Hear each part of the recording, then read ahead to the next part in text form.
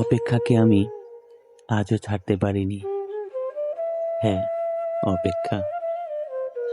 ভালোবাসার রক্তিম ধারালো স্নিগ্ধ ছোঁয়ায় এর হৃদয় থেকে এক এক করে ছেড়ে গেছে সব লোভ, হিংসা, ক্রোধ, অহংকার, স্বার্থপরতা, সব কিছু।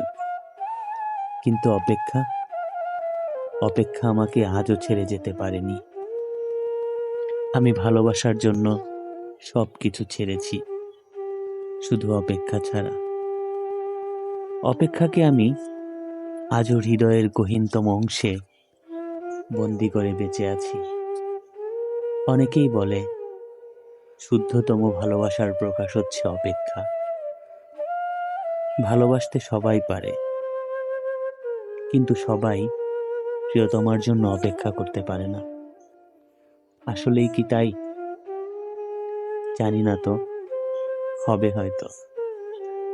তবে অপেক্ষার কাছে আমি অনেক ঋণী। প্রিয়তমার জন্য অপেক্ষা আমাকে পাখির মতো সহজ হতে শিখিয়েছে, আকাশের মতো বিশাল হতে শিখিয়েছে, ফুলের মতো স্নিগ্ধ সুন্দর হতে শিখিয়েছে, সমুদ্রের নীল জলের রাশির মতো গভীর হতে শিখিয়েছে। শেষ পর্যন্ত অপেক্ষা আমাকে কবিতার মায়াবী অনিন্ত ভুবনের কাছে নিয়ে গেছে।